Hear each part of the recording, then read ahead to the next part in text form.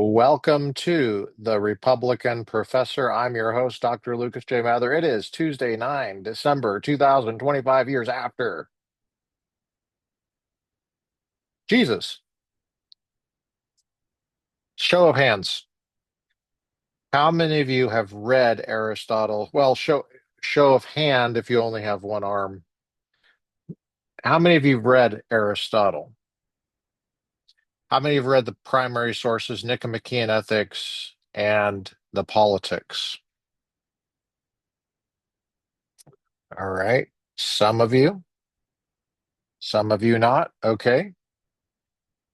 How many, show of hands, or show of hand if you only have one arm, how many have heard of Barry Goldwater's 1964 speech wherein he said the following: extremism in defense of liberty is no vice, moderation in pursuit of justice is no virtue.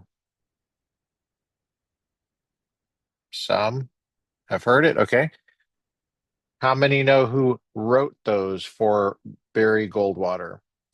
Harry Jaffa, my intellectual grandfather, because he was the mentor of Michael Uhlman, my mentor directly for over a decade. We're continuing in History of Political Philosophy, Rand McNally, 1963, edited by Leonard Strauss and Joseph Cropsey. Later editions were published by the University of Chicago.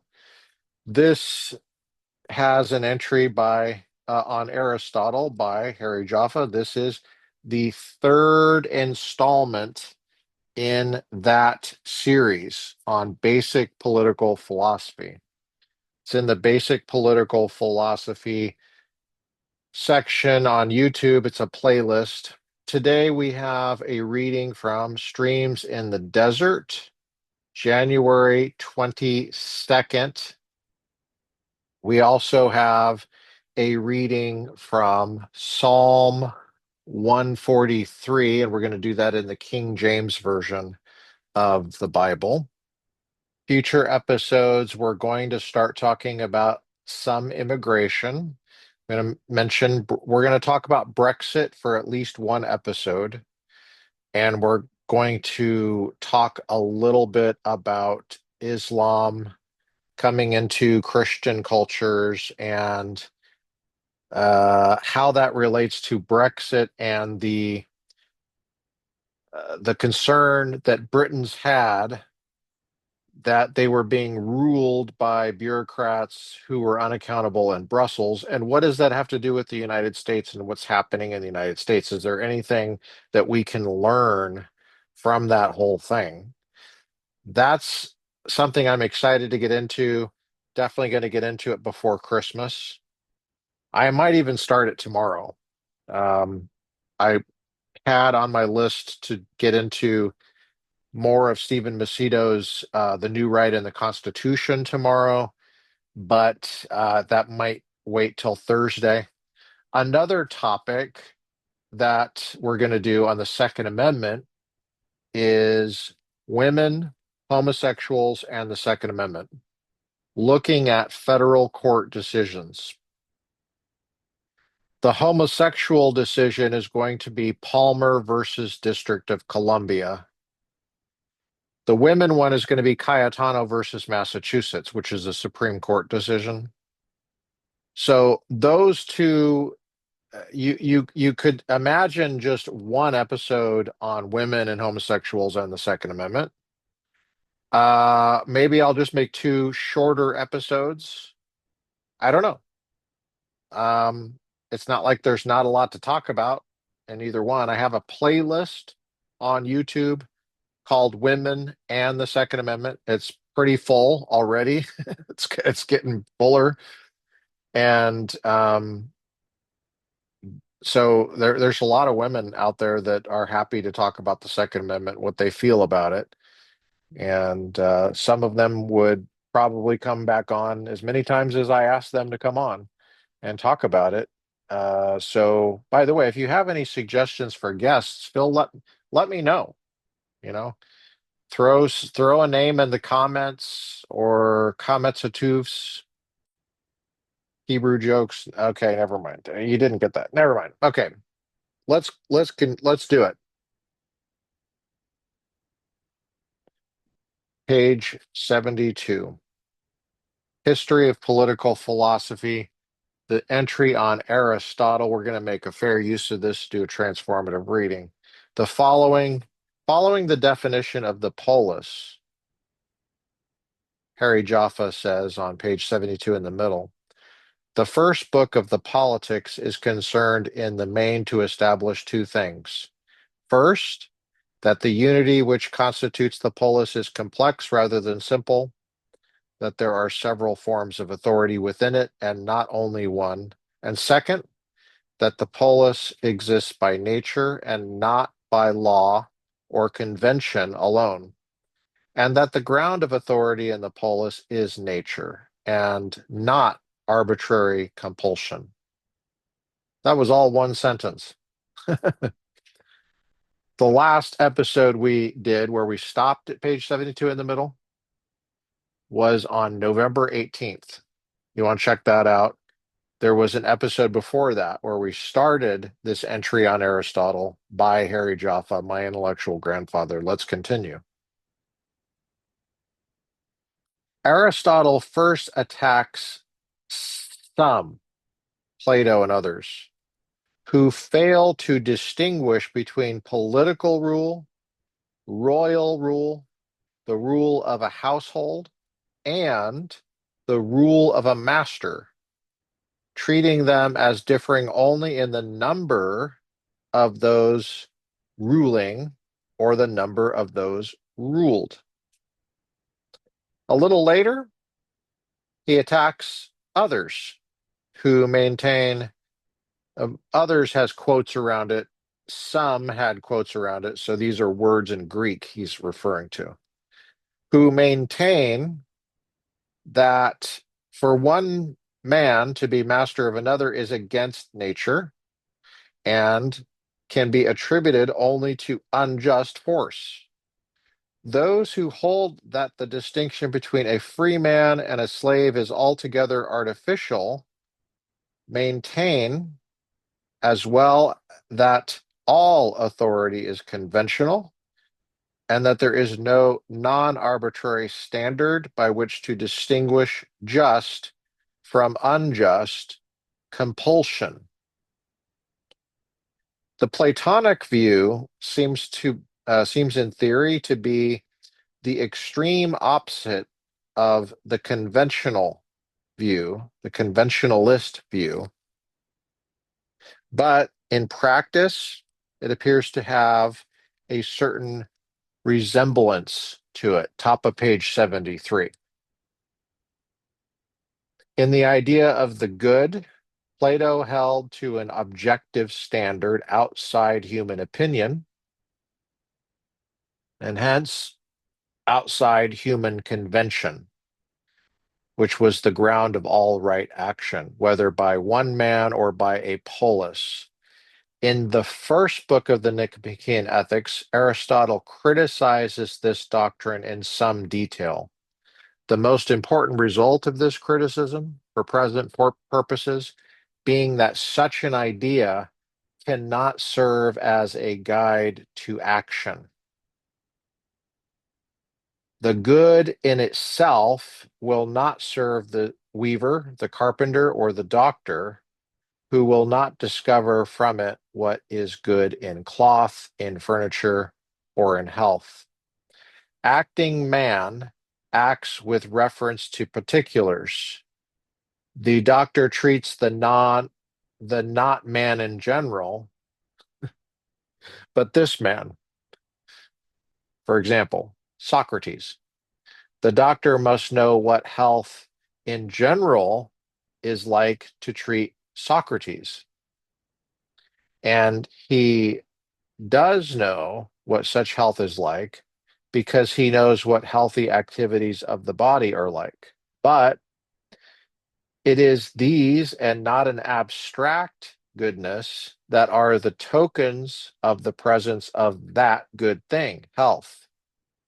The Platonic idea of the good so transcends individual phenomena that it leaves practical life without a guide.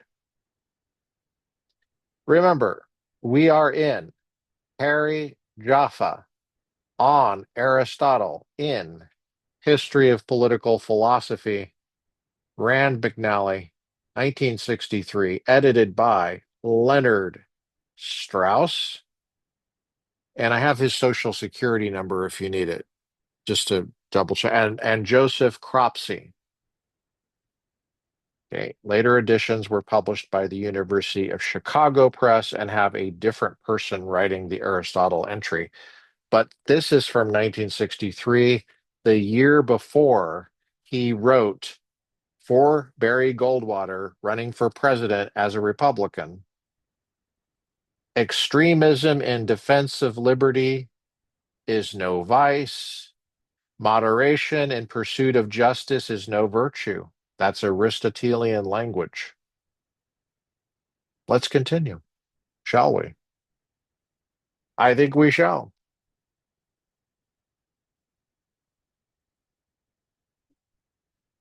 Okay.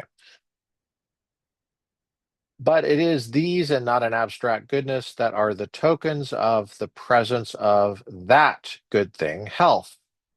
The Platonic idea of the good so transcends individual phenomena that it leaves practical life without a guide.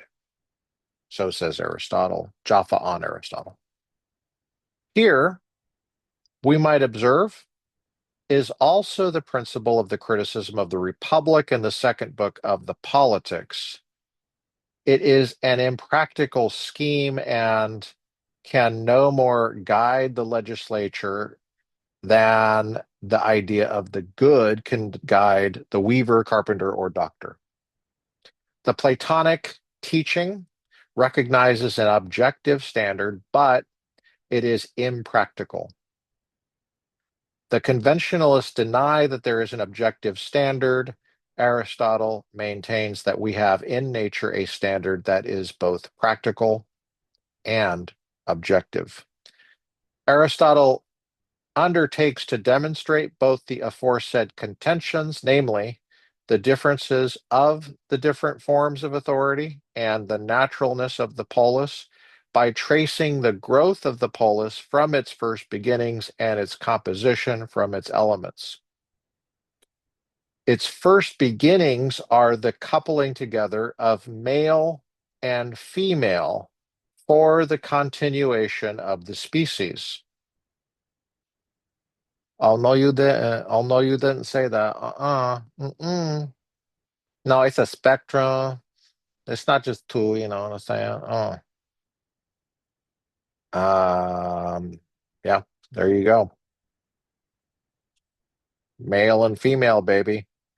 This clearly is natural and is in accordance with a necessity common to man and all other animals. But the union of male and female for generation is no more intended by nature than the union of ruler and ruled for safety.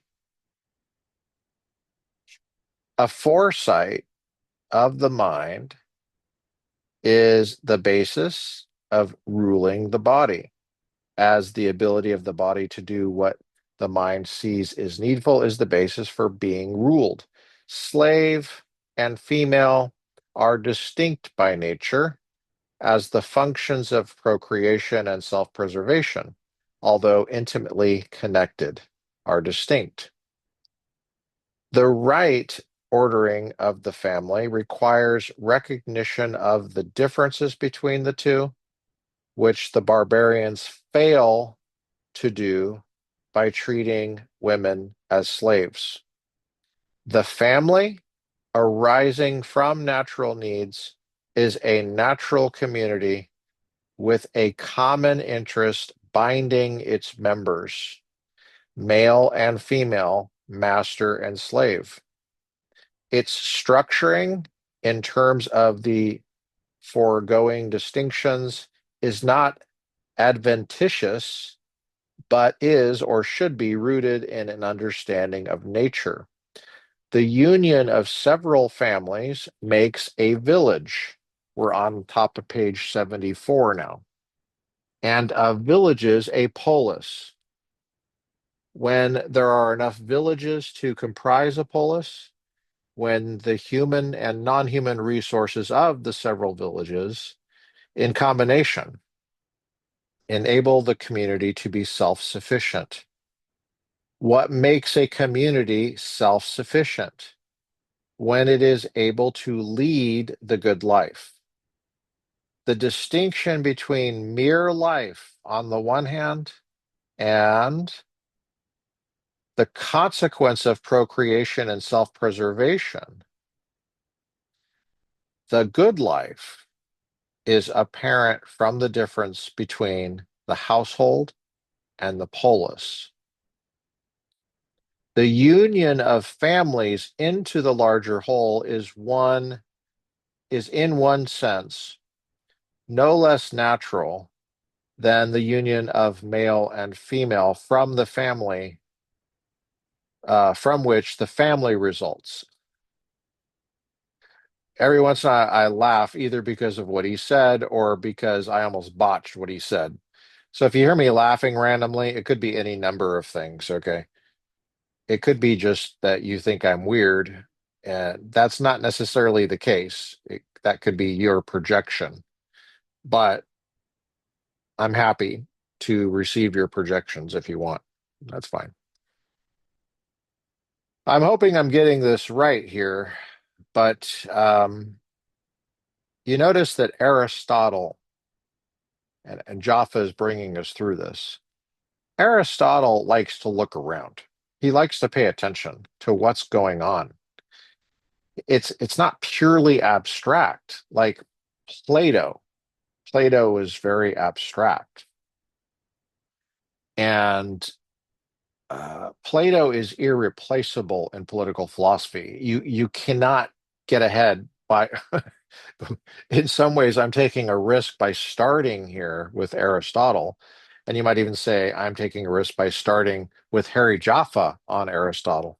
I don't buy that part because it would otherwise be me on Aristotle, and I would rather you hear me on Jaffa on Aristotle because you got Jaffa there. Jaffa is an American. He's a Republican. He's a contemporary. And he studied Aristotle deeply. And so you want a guide. This is a wilderness otherwise. Aristotle wrote a long time ago, and he wrote in a far different language than you speak or that I speak. And you need a guide. This is a wilderness, it's untamed. So we have Jaffa as our guide. You might not want me as a guide on who to be your guide. Fine. There's other channels out there. You can listen to whatever podcast you want. I'm not going to lose any sleep about that. It's not like I'm over here becoming a millionaire. But I'm telling you, I'm a trustworthy guide on this, and so is Jaffa. So here we go. We continue.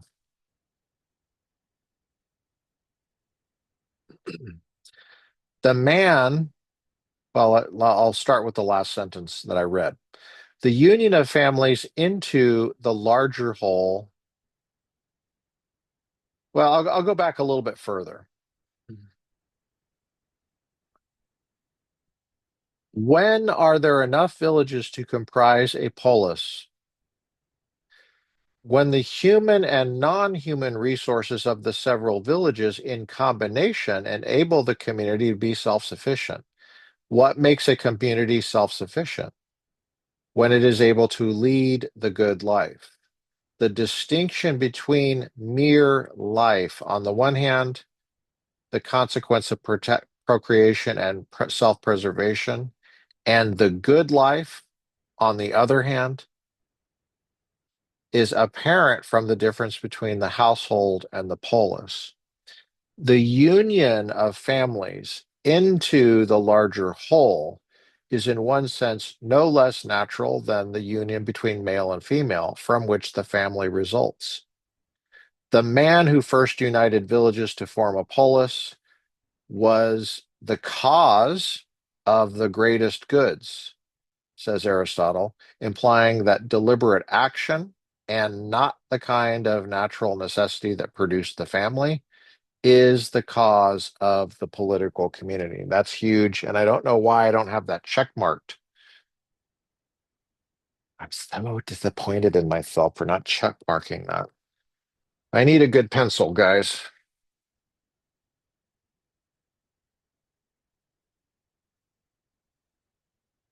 Let me check mark that. Mark your books with pencil, not pen. That way, if you make a mistake, you can erase it. The book is preserved for future generations and for you when you use it again. And I highly suggest if you're serious about learning and being wise, that you use books and you use them well. I know that you don't get any training in that in school anymore because you got a bunch of morons and idiots administering the sucker. Okay, but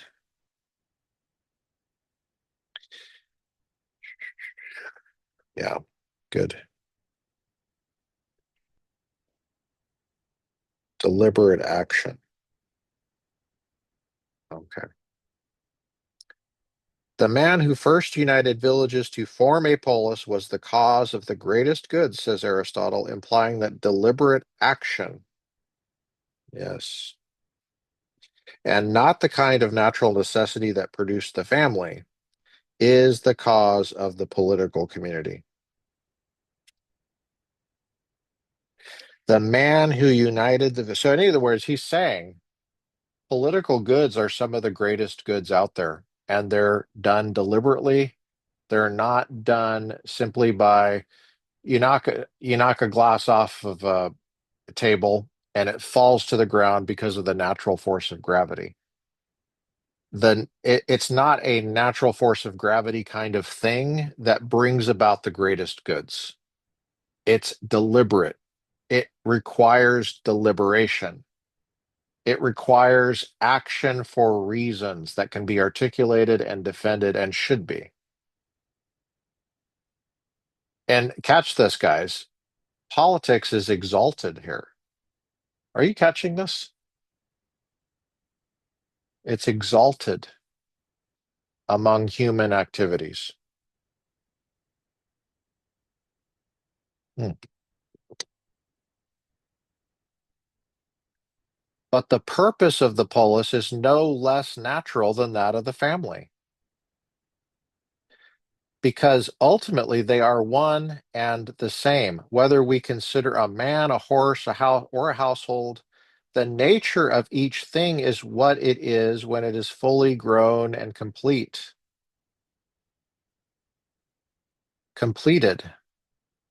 Nature does nothing in vain,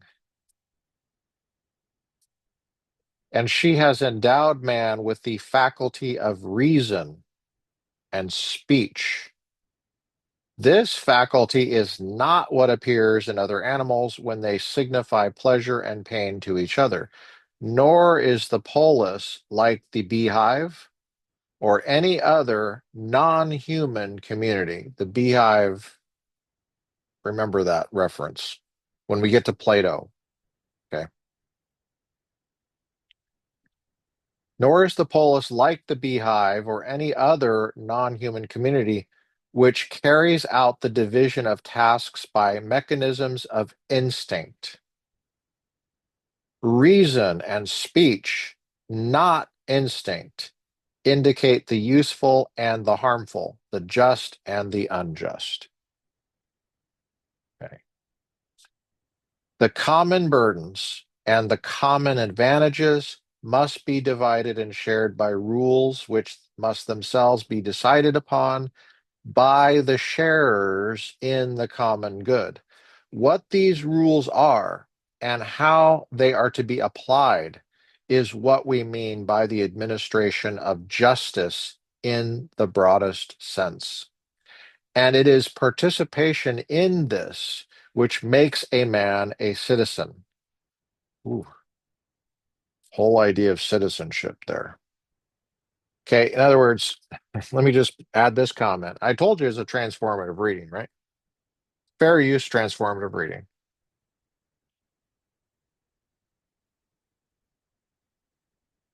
The idea of citizenship is different than migration and immigration.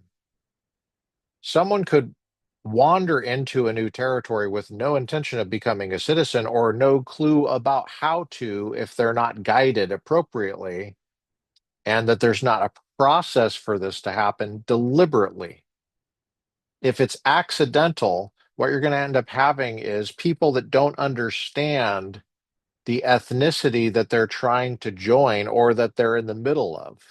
And it would be like, you know, Democrats would think it was so tacky if a so-called white person, just a rando, walked into the middle of an Indian tribe on a reservation while they're doing a ghost dance, uninvited and unwelcome, and just, plop down and just start taking the resources of that community. There would be a reaction. And I think Democrats would say there would be an appropriate reaction, right? As the kids say, right? Well, why is it any different when out of nowhere, out of nowhere, rando people just show up,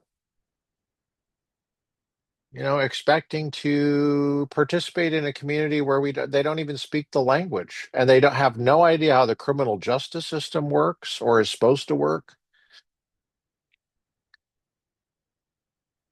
Just taking advantage of the fruits of other people's labor, but not contributing their own in a way that is conducive to creating citizens, people who are participating in what's going on, how it's functioning, how it's designed to function.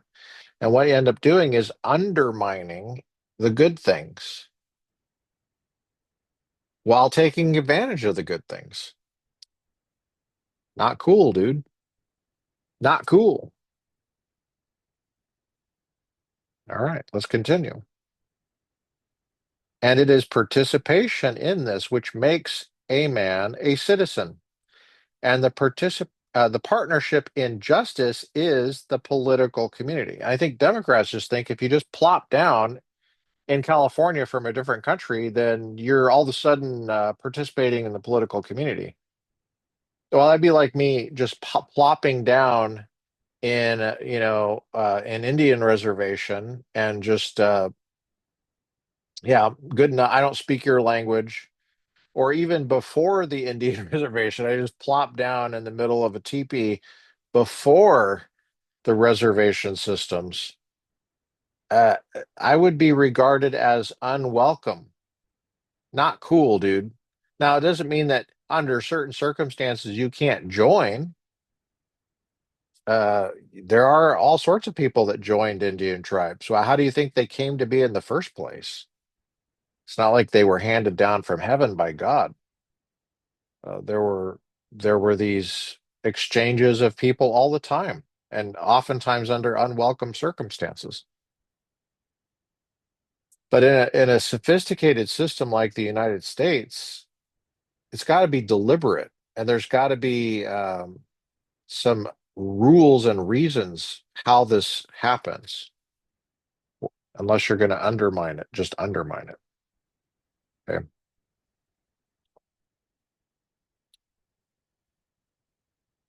The family and the village are too narrow for self-sufficiency and hence too narrow for justice.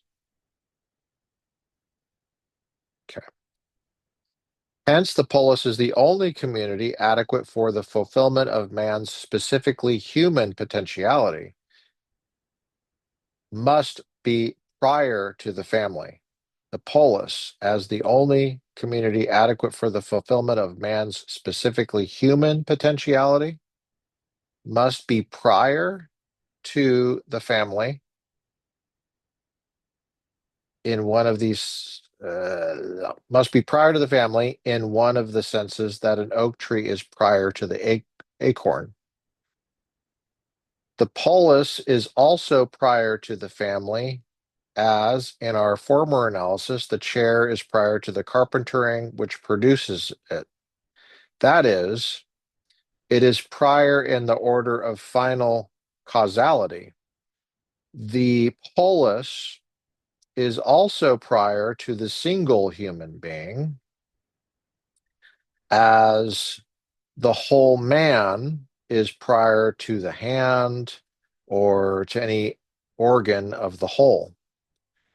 For except as he lives in a polis, a man cannot live a fully human existence. He cannot function as a man.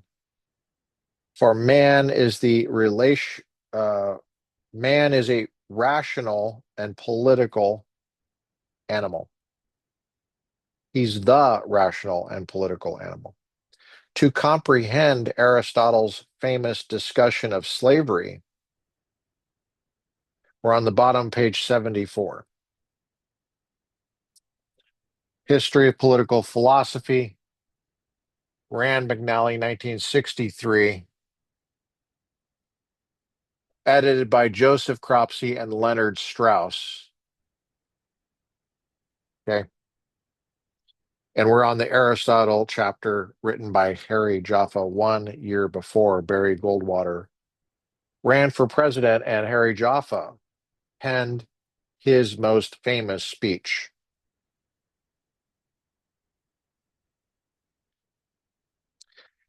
Incidentally, if you don't know, Harry Jaffa is also a Lincoln scholar and wrote a book long time ago, decades and decades ago, called Crisis of the House Divided, about the Lincoln-Douglas debates and about the issue of slavery in the Republican Party as opposed to the Democratic Party.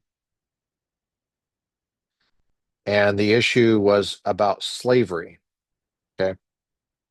To comprehend Aristotle's famous discussion of slavery on the bottom, page 74, one must remind oneself of the context established by the coincidence of the two contrary theses, Platonic and conventionalist. The latter regards the distinction between master and slave as wholly conventional and as resting upon force. Page 75 at the top. The former, that is Platonic, by affirming that there is essentially one science of ruling and that the variety of forms of rule are differences of degree rather than kind, also affirms by implication that the difference between master and slave, except as an example of the distinction between ruler and ruled, is conventional. Aristotle's crucial thesis, which is itself in agreement with Plato, is that the distinction between ruler and ruled, of which master and slave is an example, is a distinction that we find throughout nature. We find in the cause of the difference between man and the lower animals, and even in inanimate things, as for example in the musical scale, a ruling principle. Above all, we find a principle of rule in the difference between body and soul, and within the soul, in the difference between reason and desire. The soul rules the body by a despotic rule, and the reasoning part of the soul rules the passions by a political or royal rule. By this, Aristotle means that the faculties of the body, as such, merely experience pleasure and pain, seeking the one and avoiding the other, But the thinking part of man teaches him that he is sometimes preserved by what is painful, for example, surgery, and destroyed by what is pleasant, for example, narcotics. These examples, I believe, are not Aristotle's, but are Jaffa's examples. Or in the middle of page 75, Harry Jaffa on Aristotle. That in man, which responds merely to the demands of the body, like a child whom one cannot by any possibility persuade to drink bitter medicine, must simply be ruled or overruled by deception or force. The passions, unlike the demands of the body, are not the response to mere pleasure and pain. Anger, for example, may lead us to seek revenge, however dangerous or painful the occasion. Here, reason rules differently, persuading us to seek revenge only when revenge is justified. The passion of anger is clearly capable of receiving instruction. For example, one can learn not to feel satisfaction in wrongly indulged anger and to feel satisfaction in a rightly indulged anger. One cannot learn to feel bodily pleasure in the surgeon's knife or to feel bodily pain in a successful sexual act, however illicit. In the latter case, one can simply deny the purely physical impulses, and this is the prototype of despotic rule.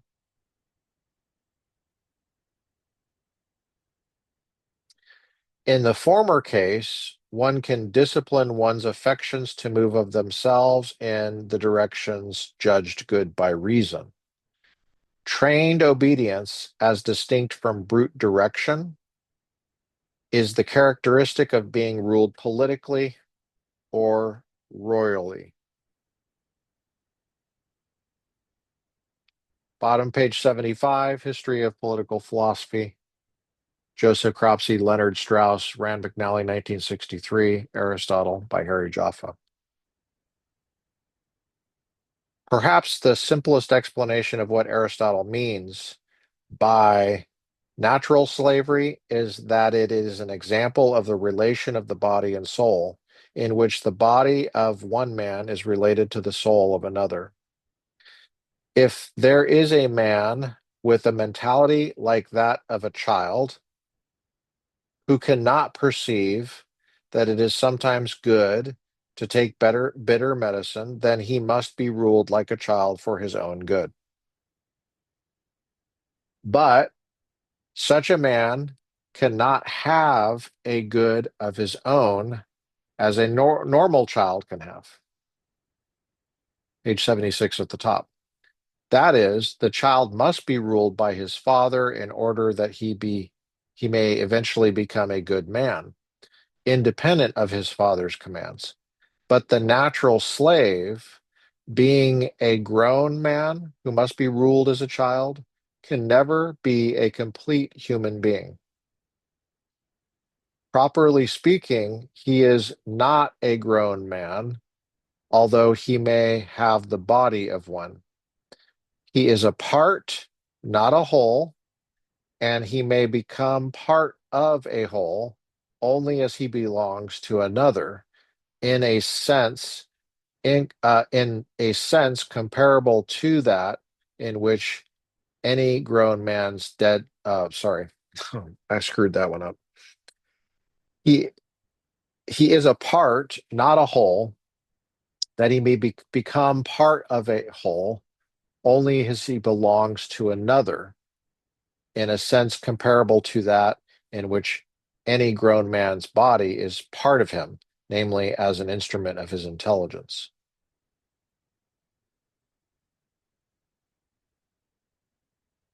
It is in this sense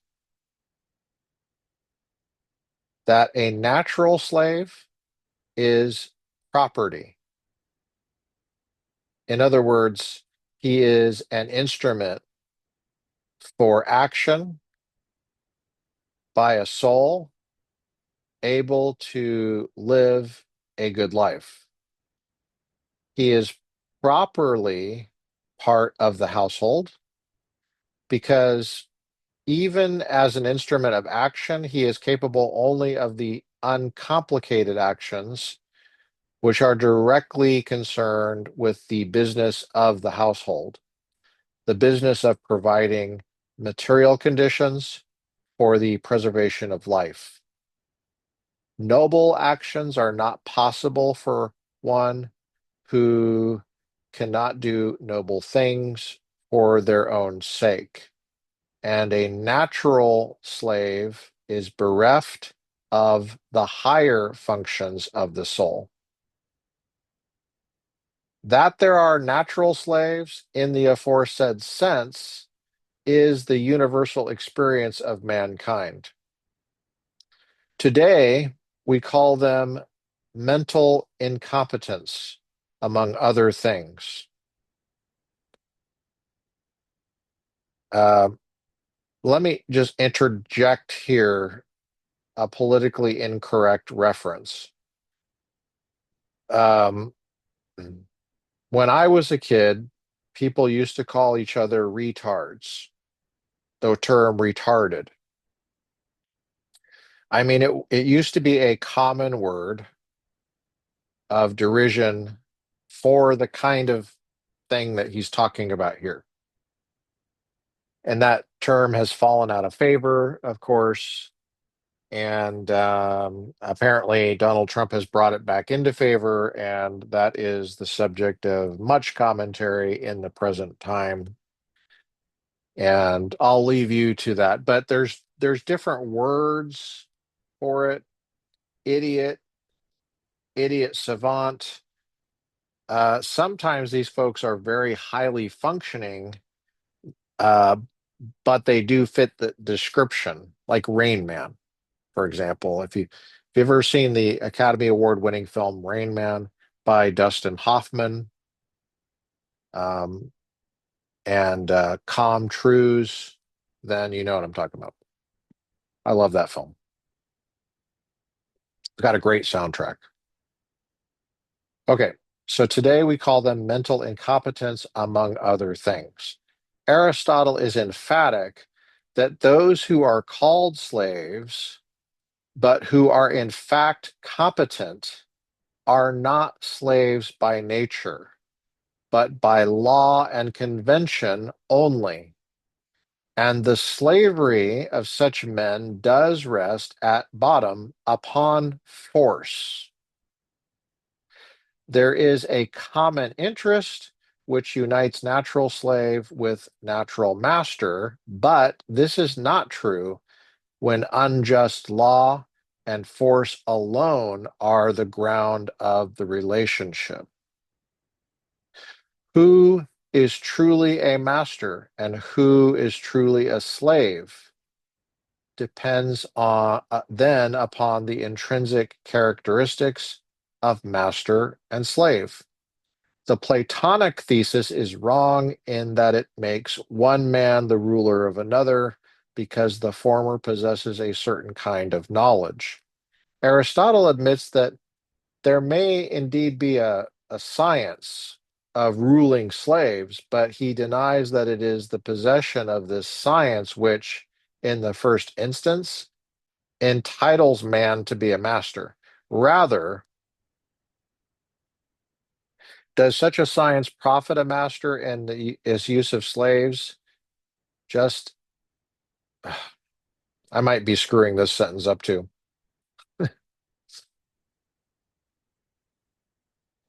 Rather, does such a science profit a master in his use of slaves, just as it may profit him to have his slaves instructed in their duties by those who make a study of such things, even as he might employ someone to train his dogs and horses.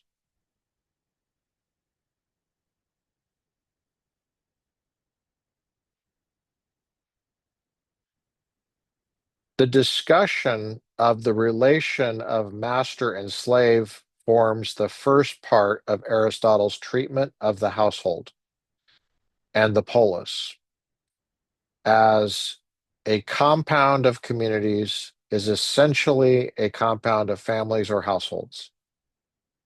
To understand the genesis of politics means to understand the functions generated by families, but incapable of being carried to perfection within the framework of the family. Families consist of freemen and slaves. The relationship of the free members are those of husband and wife, father and children.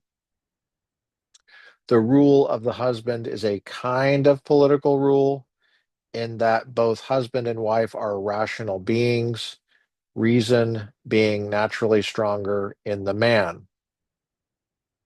The husband is like an official permanently in office, and the wife is like a non-official citizen, although Aristotle admits that sometimes, contrary to nature, the wife is more rational than the husband. The rule of the father over his children is more royal than political, in that the distance between them is much greater than between husband and wife.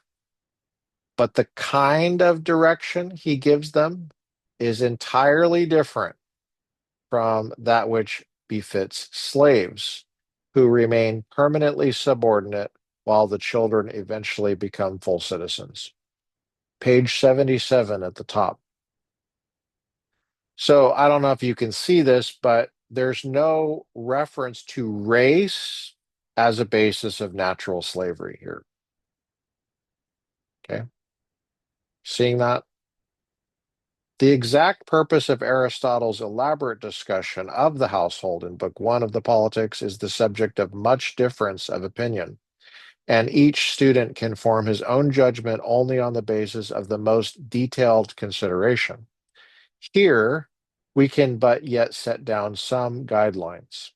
Clearly, the highest function of the family, like that of the polis, is the formation of character. The end of the Nicomachean Ethics indicates that the transition from ethics to politics is required by the limitations of the family for the purpose of training. Whether education is public or private, the art of legislating is required for it. That is, not the father as father, but the father who is legislator can wisely prescribe even to his own son. But in fact, it is difficult to have good families in a corrupt polis. So, for still other reasons, legislation is needed. In considering the legislation for the best regime in books 7 and 8 of the Politics, the chief subject is the educational curriculum. But the discussion in book 1 is mainly concerned with what we would call economics, or with the provision of the materials by which the bodies of men, rather than their souls, are nourished. Still, the fact that the bodies in question are those of men and not animals, other than man, is the crucial fact when we consider how to provide for their bodies. This may be indicated by considering two texts dealing with the family. In Book 8 of the Nicomachean Ethics, Aristotle observes that friendship between man and wife seems to exist by nature, since man is more a conjugal than political animal, and the household prior to and more necessary than the polis, as the production of offspring is common to man and the other animals. Yet, in the better known passage of the Politics, Book 1, he says that the polis is by nature prior to the household and to each of us. The formal solution of this apparent contradiction is, as we have indicated, in the distinction between what is prior in the order of efficient causality, the household, and what is prior in the order of final causality, the polis. However, the question remains as to what are the activities generated by the material requirements of the family, the efficient causes of which are the natural necessities of mere life, necessities consistent with, but not sufficient for, the end of the polis. We're on page 78 at the top, and I'm going to take a drink of coffee and a little bit of water. I'm going to do what the mafia calls wetting my beak. I'm going to wet my beak, according in Mario Puzo's language.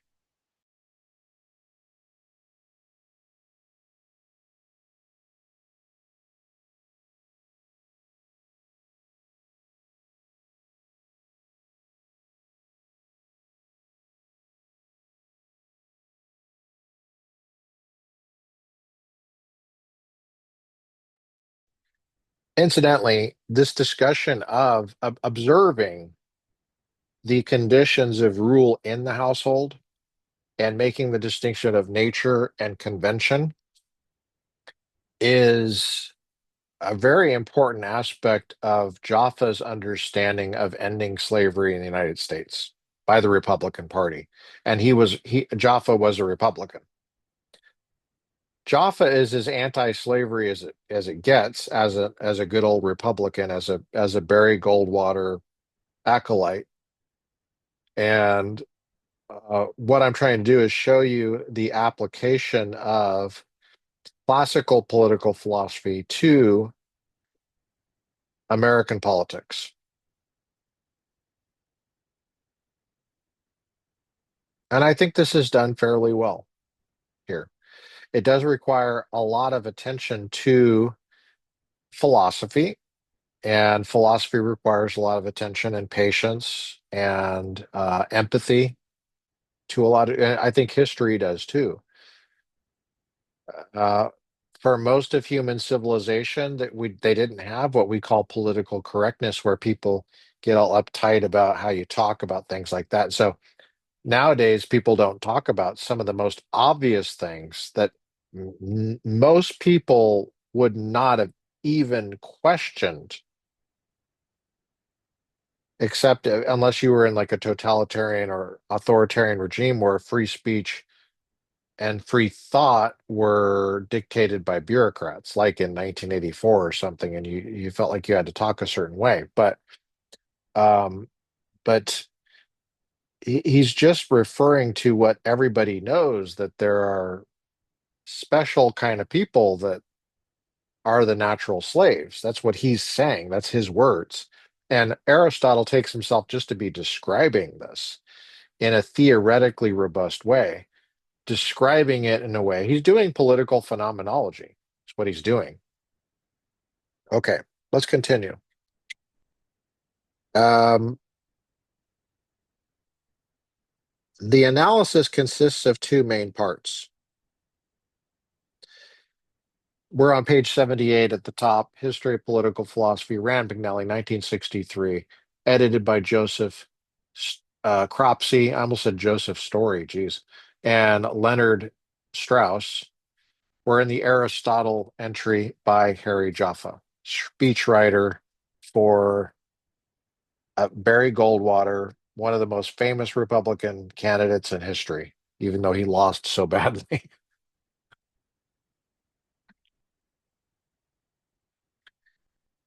The analysis consists of two main parts. The basic element of the first part is a comparison of the human family with the families of animals other than man. Aristotle had remarked near the beginning of Book One that man, in virtue of his rationality, was more political than the bee or any other gregarious animal.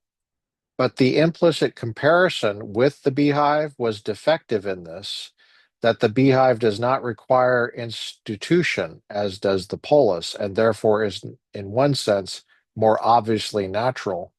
The comparison of the household with the families of other animals is, in one sense, more perfect than the comparison of the polis with the beehive, since the families of men and animals, other than man, are formed in the same way.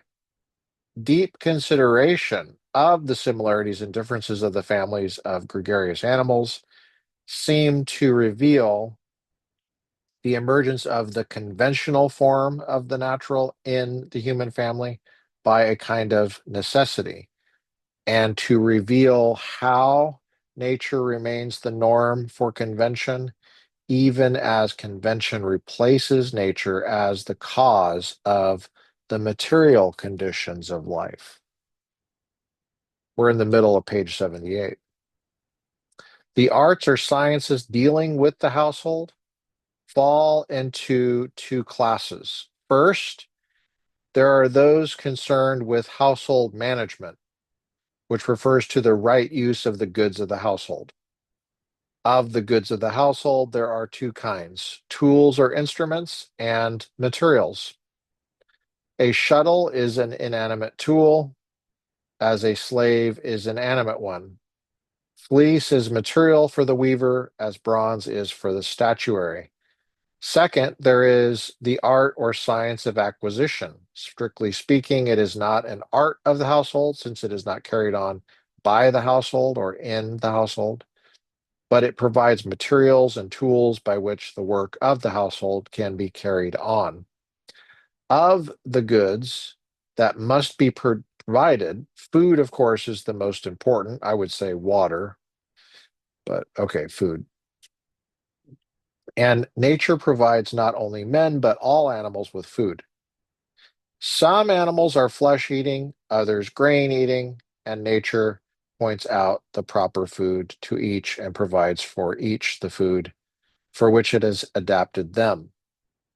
The natural modes of acquisition for man, corresponding with the grazing or predatory activities of other animals, are those of pastoral nomads, hunters, farmers.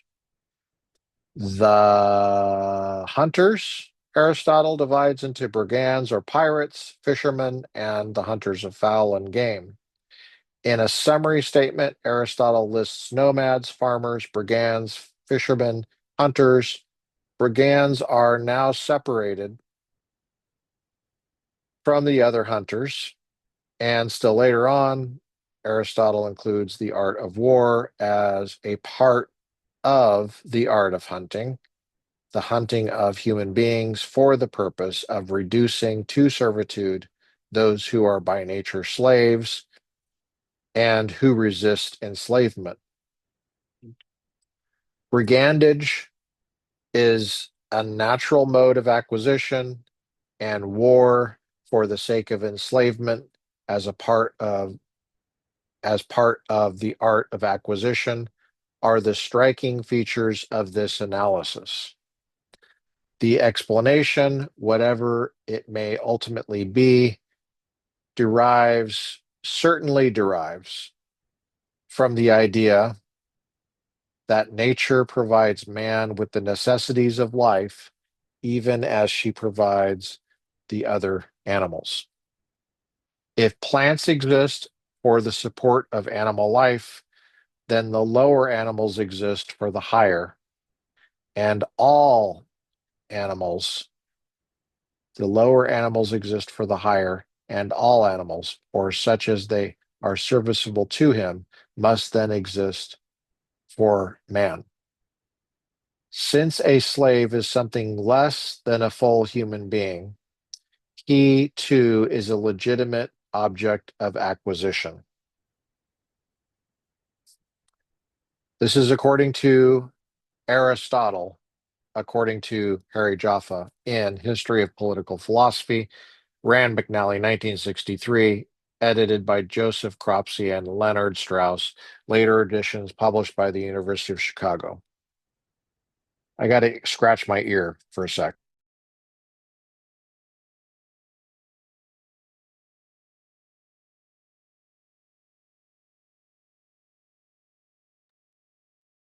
All right, I'm back. Just double check the recording. Got it. Okay.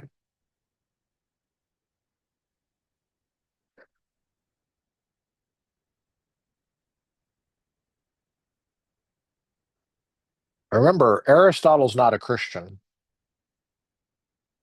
He's a philosopher, um, theorizing and observing without the aid of scripture, and without the divine revelation from the Lord in the form of scripture.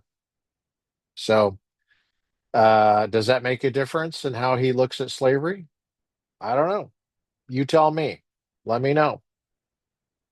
The second part of acquisition, by the way, Christians have thought about this. I'm not the only one, and you're not the only one. This has been a subject of discussion for a long time. I'm just introducing it to you, maybe. And for those who have already been introduced, I'm refreshing your memory, and we can have a discussion about it if you want. You might be wondering, how does this apply to American politics? It might not be obvious right away, but we're filing this stuff away for later because it's necessary for discussions that come up in American politics. The second part of acquisition, which is in an especial sense wealth getting, is acquisition by barter and trade. One part of this is natural, namely acquisition by simple barter, the exchange of shoes for grain. The second part is acquisition of money. And this branch, although it is originally merely an extension of barter, becomes something very different. And in this difference is not merely not natural, but is contrary to nature. Money is invented as a convenience to facilitate such natural exchanges as shoes for grain, because natural goods are difficult to carry about. Money is a common measure for other goods, with only limited intrinsic value itself. Yet, as trade continues, the acquisition of money becomes an end in itself, and what is a measure for wealth is identified with wealth.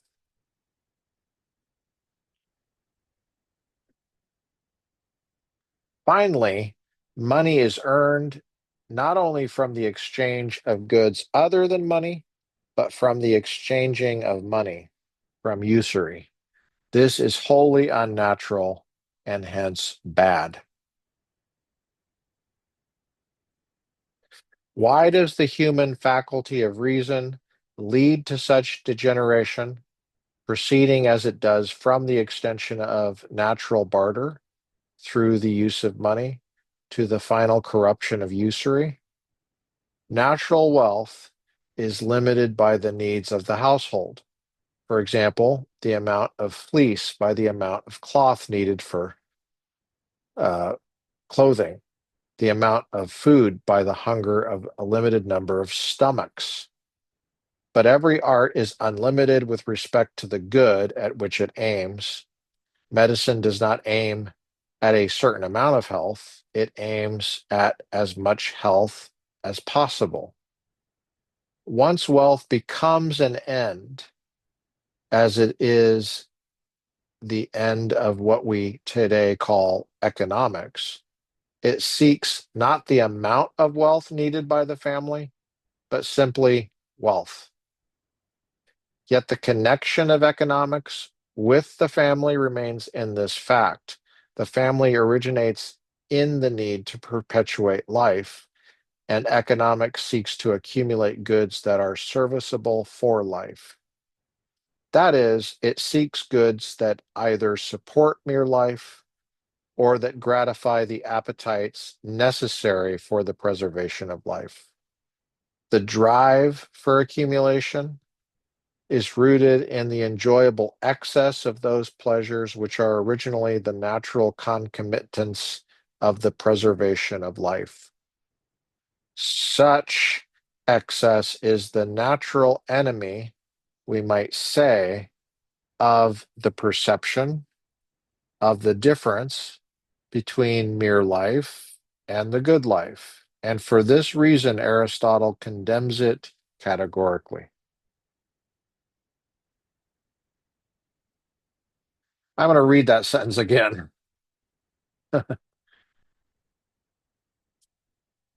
Page 79, the bottom.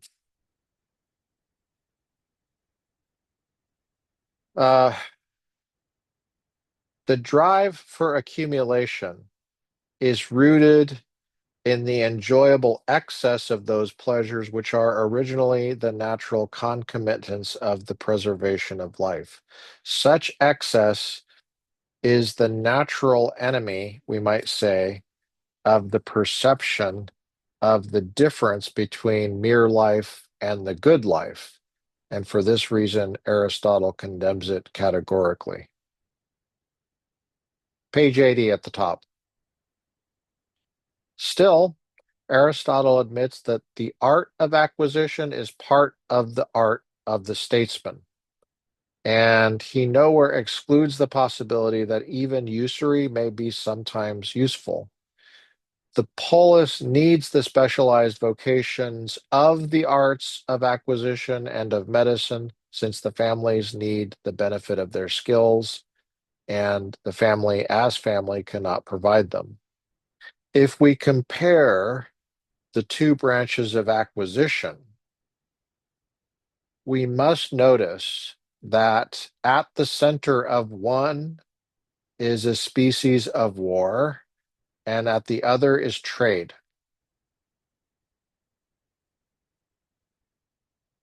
Culminating in usury. Neither war nor trade, in their developed forms, can be carried on by the family. There's lots of interesting comments I could make here about popular culture nowadays, and maybe even in film. And I think I'll make a few comments after this paragraph. This is the last paragraph we're doing today. Then I'll have some comments about film and television and some political commentary about American politics very briefly, and then we'll be done for today. Neither war nor trade in their developed forms can be carried out on by the family. I'm gonna insert something right here. The film connection is The Godfather, mafia-based films by Mario Puzo. I highly recommend you read the book, watch the films. There's another book called The Last Dawn by Mario Puzo. Why am I bringing this up? Because they're politically very interesting. The family is the basic political community, or at least it's alleged that it's the basic political community and that it's self-sufficient, the family. And you have heads of families.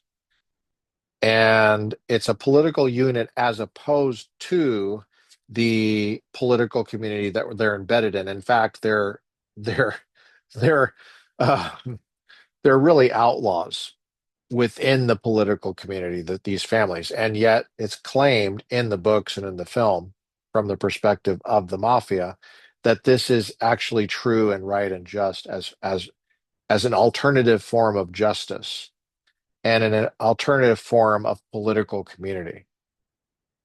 Um, and there's war-like language, like you have ranks of captain and soldiers and so on and so forth, and they go to war with other families, and they go to war with the government, and they engage in trade and bartering and warfare.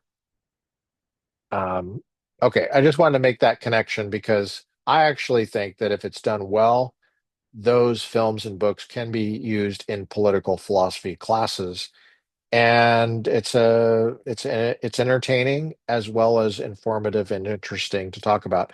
Although I would worry nowadays about attention spans And I think it's only profitable to use those with responsible students who read Aristotle carefully and who read those books carefully. Otherwise, I think you're just blowing off steam, and I think you're just basically bloviating and wasting time. Don't do that. The second thing I would say is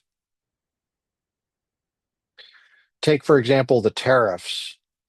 There's what President Trump perceives as a trade war happening.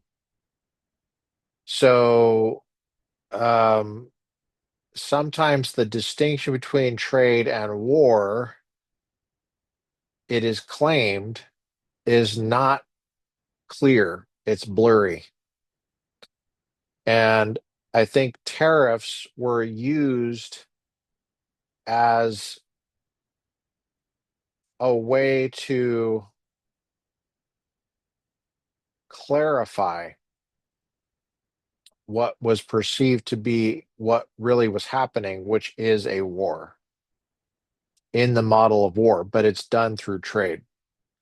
Okay, so that's another little thread that you can chase down if you want and develop and discuss. There was a show that we were watching. I think it was on AMC, but we were watching it on Amazon or something like that. Maybe Netflix. I think it might have been Netflix for a time too, called The Walking Dead. And I stopped watching it at a certain point deliberately because felt like I could see that the people writing it had bad character. And I didn't want to be subjected to that any further. Initially, we watched several seasons, and um, the premise of it is it's a dystopian future where there are communities that seek to be self-sufficient that grow up from nothing. Sometimes there's families, natural families. Sometimes they're not purely based on natural families, though. They're kind of a ragtag collection of whoever happens to be around. Sometimes there's family relations, sometimes not, but the families don't seem to be very intact because of just trauma and threat, external threat. So it's a very interesting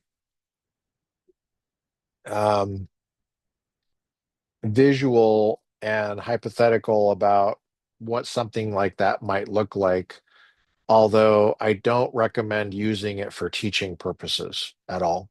First of all, it's too long. It wouldn't fit into a normal 15-week course.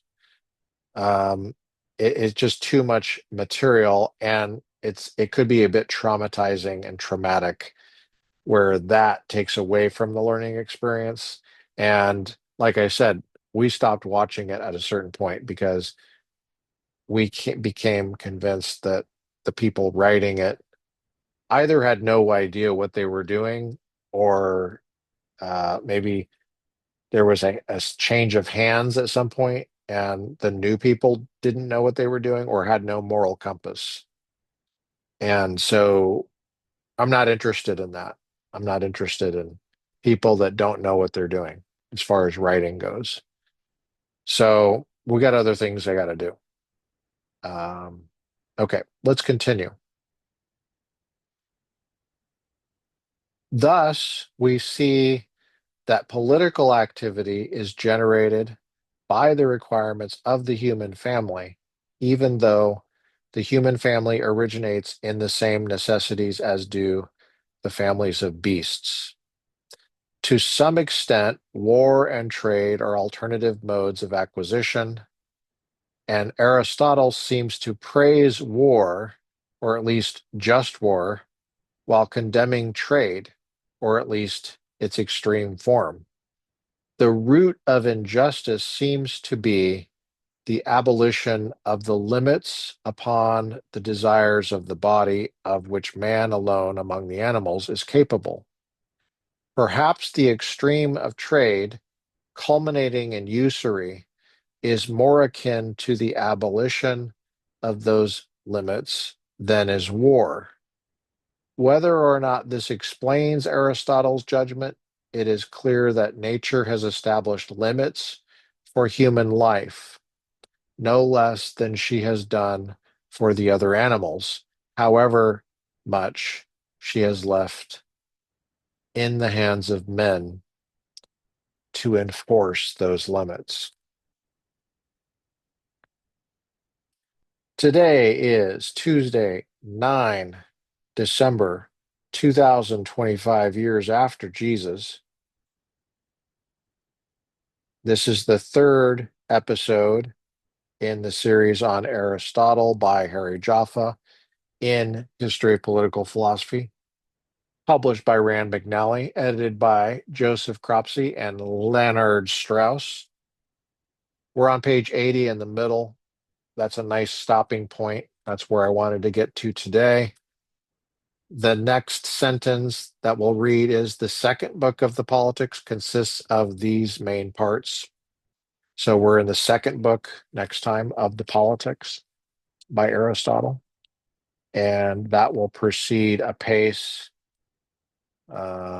Pretty substantial material there, but we'll get to that. Now, I did say that we had a reading from Streams in the Desert and Psalm 143, I believe, in the King James Version. So the next part of our episode, we'll get to that. So let's move to the next part of our episode, what I'm calling, excuse me, what I'm calling the devotional section. Okay. Psalm 23, I believe. Let's see. Or maybe it's 22. I think it's January 22nd. Sorry. Streams in the Desert, January 22nd. There is no music into a desert place apart. Matthew 14:13. There is no music in a rest, but there is the making of music in it. Our whole life, melody, is the music. In our whole life, melody, the music is broken off here and there by rests, and we foolishly think we have come to the end of the tune. God sends a time of forced leisure, sickness, disappointed plans, frustrated efforts, and makes a sudden pause in the choral hymn of our lives. And we lament that our voices must be silent and our part missing in the music which ever goes up to the ear of the Creator. How does the musician read the rest? See him beat the time with the unvarying count and catch up the next note true and steady, as if no breaking place had come between. Not without design does God write the music of our lives, but it be it ours to learn the tune and not be dismayed at the rests. They are not to be slurred over, not to be omitted, not to destroy the melody, not to change the keynote. If we look up, God Himself will beat the time for us. With the steady eye on Him, we shall strike the next note full and clear. If we sadly say to ourselves, there is no music in a rest, let us not forget there is the making of music in it. The making of music is often a slow and painful process in this life. How patiently God works to teach us, how long He waits for us to learn the lesson. That's from Ruskin, page 25 at the bottom, page 26 now at the top. Called aside from the glad working of thy busy life, from the world's ceaseless stir of care and strife, into the shade and stillness by thy heavenly guide, for a brief space thou hast been called aside. Called aside, perhaps into a desert garden dim, and yet not alone when thou hast been with him, and heard his voice in sweetest accent say, Child, wilt thou not with me this still hour stay?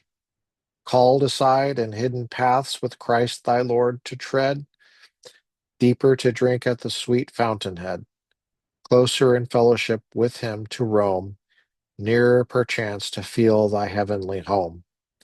Called aside, O knowledge deeper grows with him alone, in secret oft his deeper love is shown, and learnt in many an hour of darkness distress, some rare sweet lesson of his tenderness. Called aside, we thank thee for the stillness and the shade. We thank thee for the hidden path thy love hath made. And so that we have wept and watched with thee, we thank thee for our dark Gethsemane. Called aside, O restful thought, he doth all things well. O blessed sense with Christ alone to dwell. So in the shadow of thy cross to hide, we thank thee, Lord, to have been called aside. January 22nd, Streams in the Desert, a moment of reflection.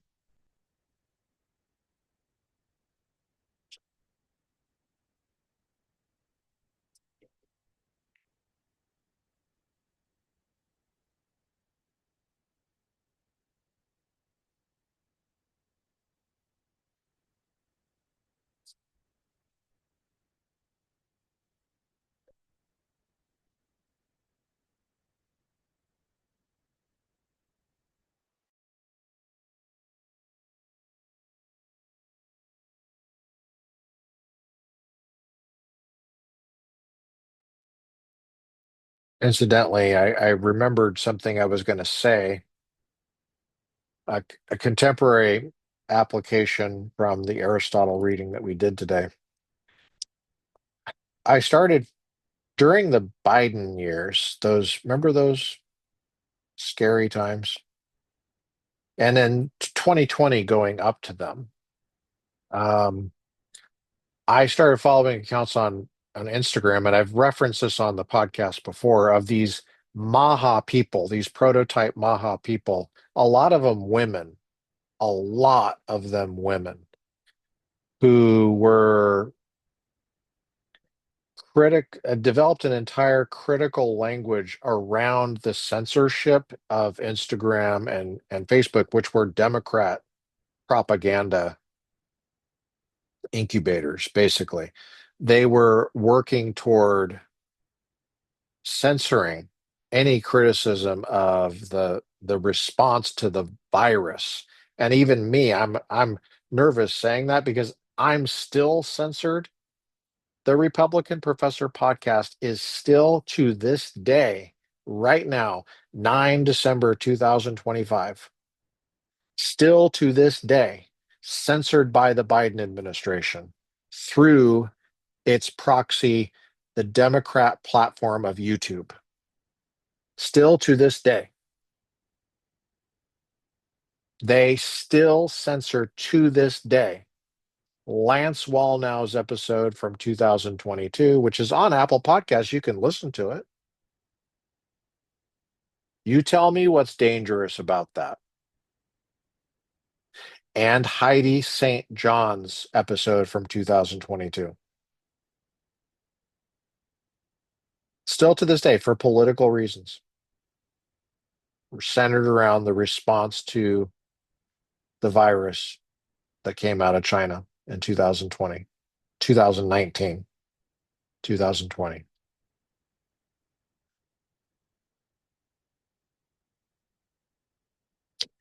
So there were these accounts, and there were a lot of women, and they became the Maha base, the Make America Healthy Again base that came behind Robert F. Kennedy. That was a big part of the coalition in Trump's victory last year.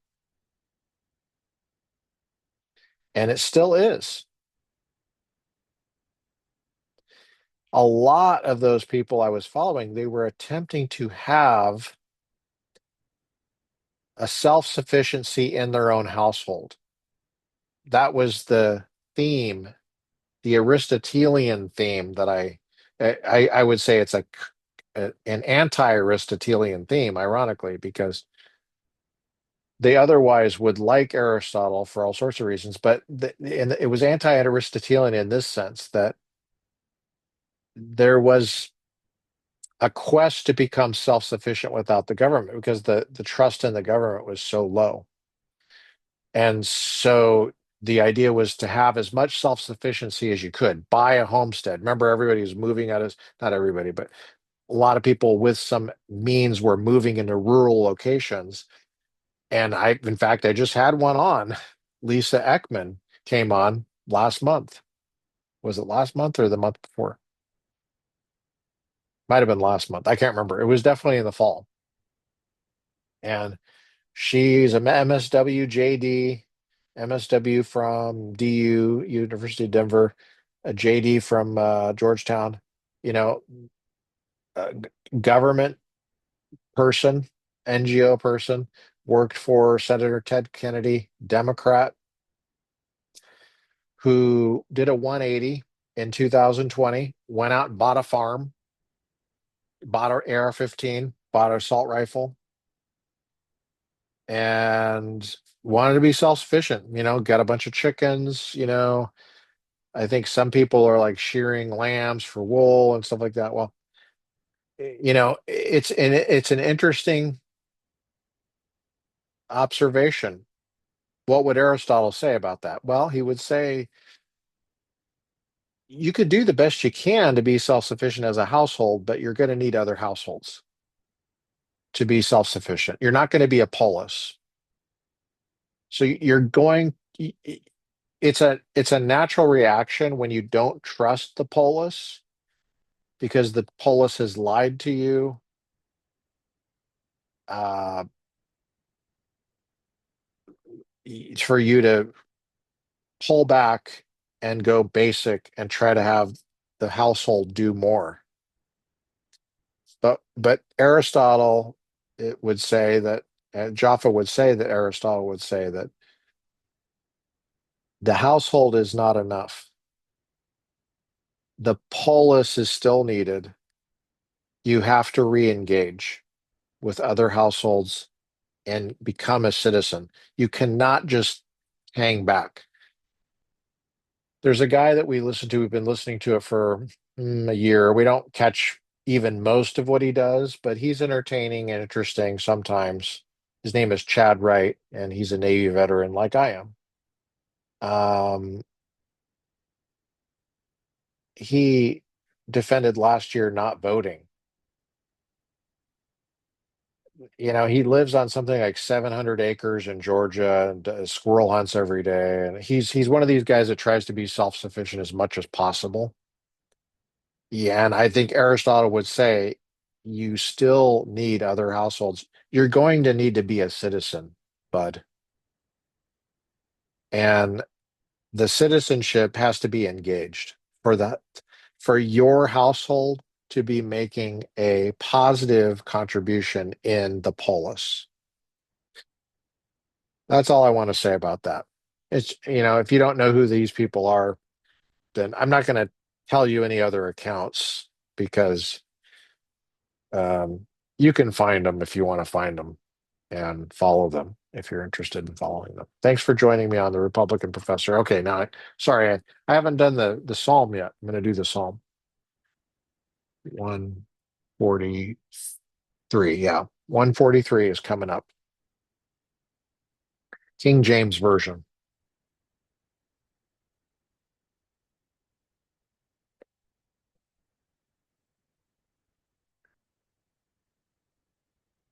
Okay, what we got? Hear my prayer, O Lord. Give ear to my supplications. In thy faithfulness, answer me, and in thy righteousness. And enter not into judgment with thy servant, for in thy sight shall no man living be justified. For the enemy hath persecuted my soul. He hath smitten my life down to the ground. He hath made me to dwell in darkness as those that have been long dead. Therefore, my spirit is overwhelmed within me. My heart within me is desolate. Verse 5, Psalm 143, King James Version. I remember the days of old. I meditate on all thy works. I muse on the work of thy hands. I stretch forth my hands unto thee. My soul thirsteth after thee as a thirsty land. Hear me speedily, O Lord. My spirit faileth.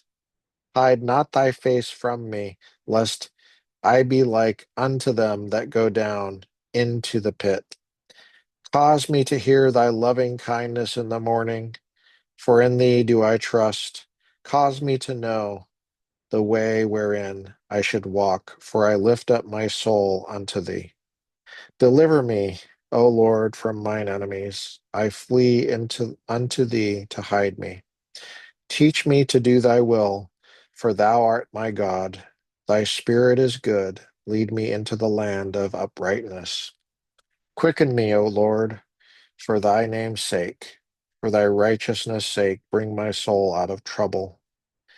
And of thy mercy, cut off mine enemies, and destroy all them that afflict my soul, for I am thy servant.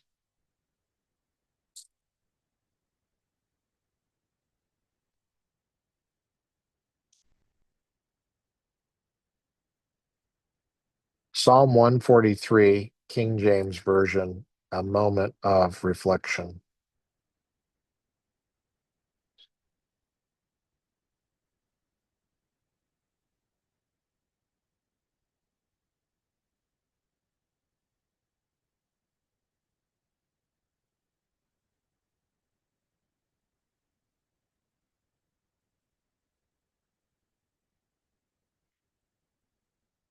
Thanks for joining me on the Republican Professor podcast. I've been your host, Dr. Lucas J. Mather.